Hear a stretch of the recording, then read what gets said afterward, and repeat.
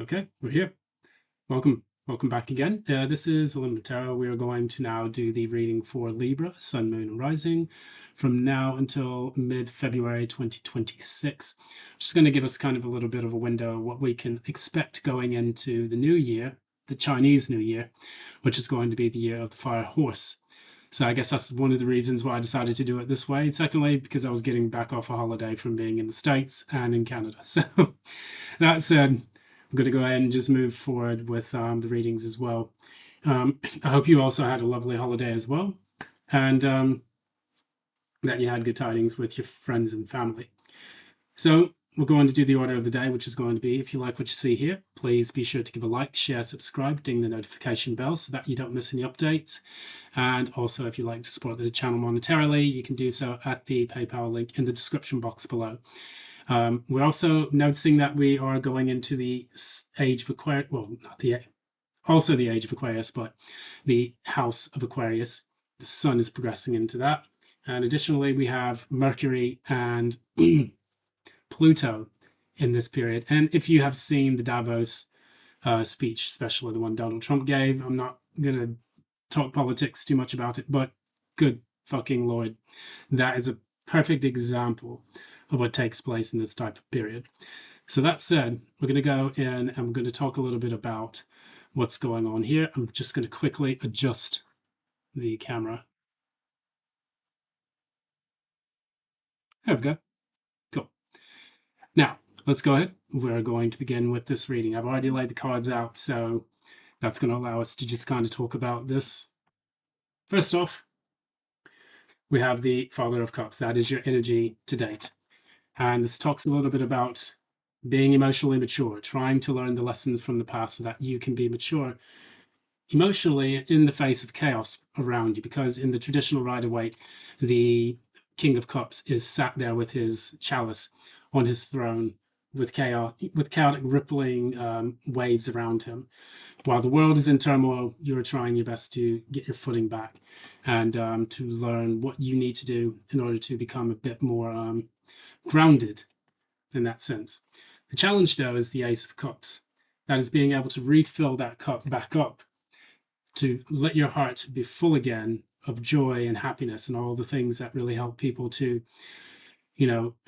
experience the best of their emotional states. So you may not be in a good way emotionally, but you are at least trying to stabilize what is taking place for you at the moment. And the reason why we see that is because in the recent past, you went through a very difficult dissolution of a family situation. So this is the Ten of Cups in the reverse. And this talks about happiness and joy. So there may have been a depression. Also, there's three cards that make it painfully evident what this is targeting. You have the Eight of Cups. And then on top of that, you have Justice. And then on top of that, you have the Hierophant. So yeah, this has been a divorce or the dissolution of a very long-term relationship. Because of this, you're kind of in a funk. You're not really sure where to go or how to proceed, what's going to give you joy.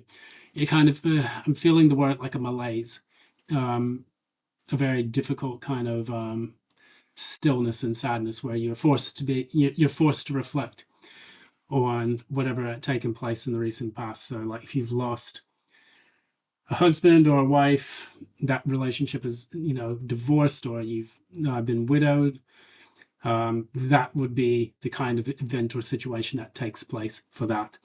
In the near future, though, you have the Knight of Pentacles. Slowly but surely, you're going to be able to pick yourself up off the ground and move forward. Now, it's not going to be an easy one, but I do see that there are good signs here. Card number, this is the Five of Cups in the reverse, which means that you're getting over pain and disappointment. But you also have the Seven of Pentacles in the reverse as well. So it's like there's a slow depressive state where you're saying to yourself, is this really worth it? I'm going to do this. I'm going to try this. But God, I don't want to get out of bed today, or I don't feel like going out today, or, I just want to stay here and wallow in my sorrow a bit.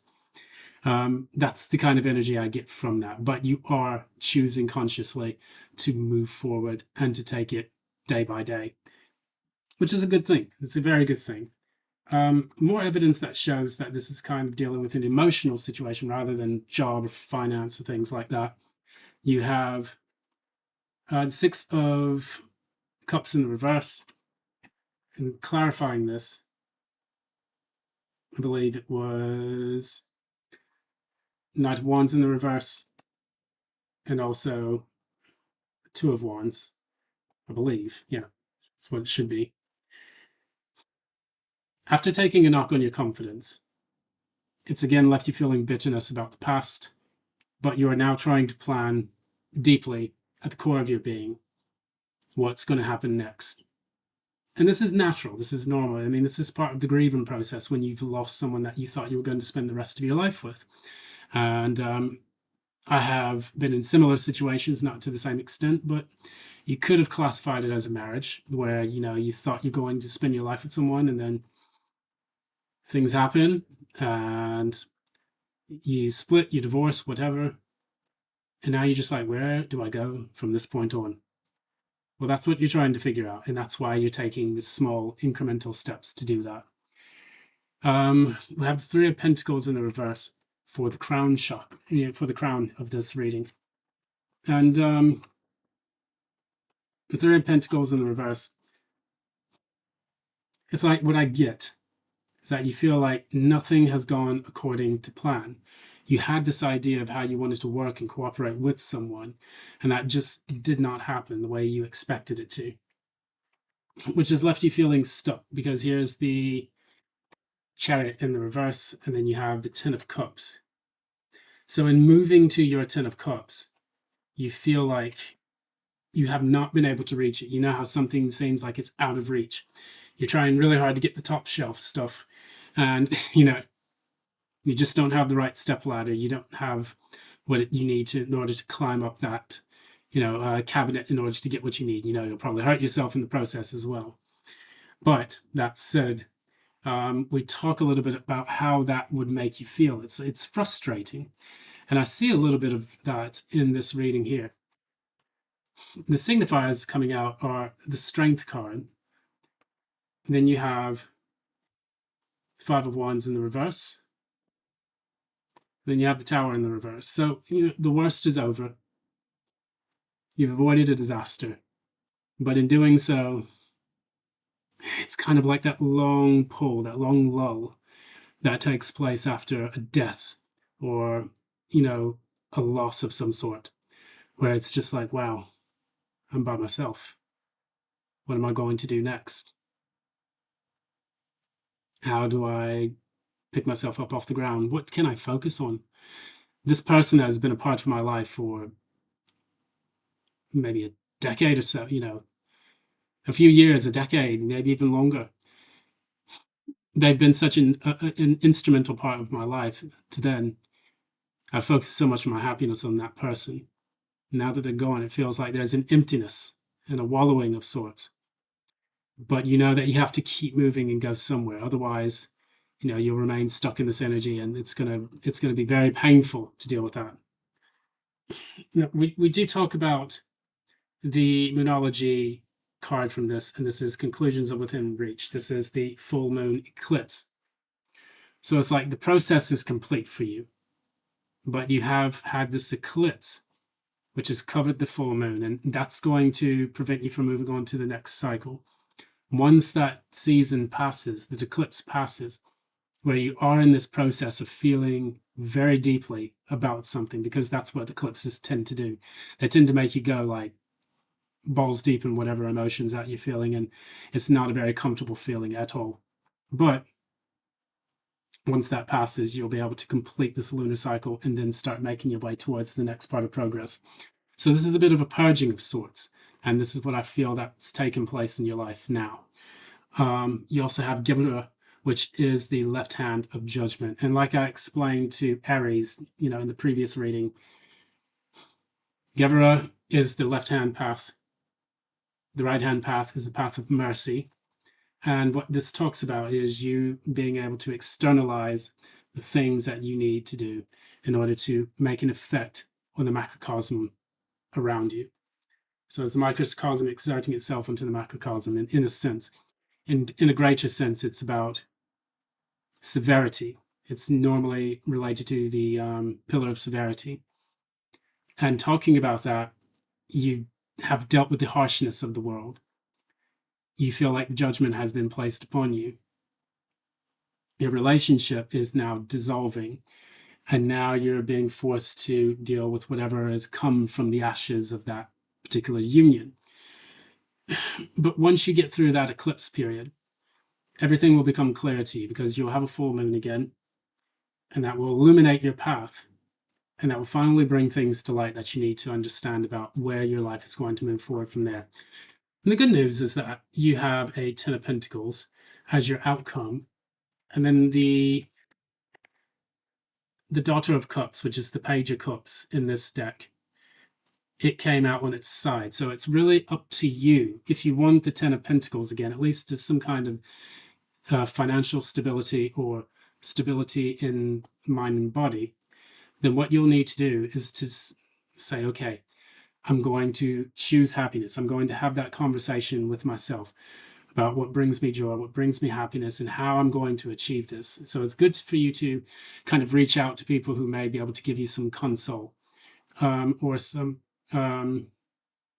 guidance that you may find useful when you want to go ahead and make these, small steps forward. And I do believe that you can do this. When we have loss, when we face significant loss in our life, it can feel like the weight of the world is on our shoulders, if not on our chest, and it's very difficult to find the motivation to pry ourselves out of that funk that we find ourselves in. But I do believe it is possible, and it is possible. I have experienced it myself. Many people have experienced it as well, and it's really a matter of will. Do you want this? If so, let's find a way to make this happen. That's going to be the reading, and that's basically all I can blather out at the moment. Maybe I can pull you some advice, because the reading is a bit short. It's only about 12 minutes. What is the advice? I'll pull a couple of cards from my Murder of Crows deck. What's the advice for Libra? What's the advice for Libra? Okay. Here we go. Good ones. Eight of Swords. Now, it talks a lot about what thoughts are you accumulating in your mind, and how are they keeping you held back from realizing the truth of your matter, which is that you do have the capability to progress forward, and on top of that, overcome this painful scenario that's taken place in your life. And in order to do that, you have to manifest it using your available resources to yourself. So we just talked about that. Seeking a counselor, finding a way to get support groups, getting back into social networks, not necessarily dating right after a massive breakup, because that is how people get caught into horrible karmic cycles. And that's why you see a lot of these people on these dating apps basically slinging their nether regions to the four corners of the earth, as I like to call it, because that is the only thing that gives them a temporary, ease of the pain that they're feeling. And it's a very unhealthy place to be in. Ten of Wands. Yes, the burden is going to be difficult, but there is something within you that has the fortitude and the strength to carry this to completion. The 10 is the number of completion. It's not like the 9 where you feel really guarded, but once you carry that, you pick that last, pile of weight up, and then you just get to your destination. That's going to be the thing that makes it feel even sweeter when you finally reach the end goal. And the end goal is reclaiming your happiness. And I think that you can do it. So Libra, I wish you the best of luck. Thank you so very much for this reading. I appreciate your time and attention to viewing it. And additionally, I wish you all the best for that. Until next time, take care, love and light. Bye now.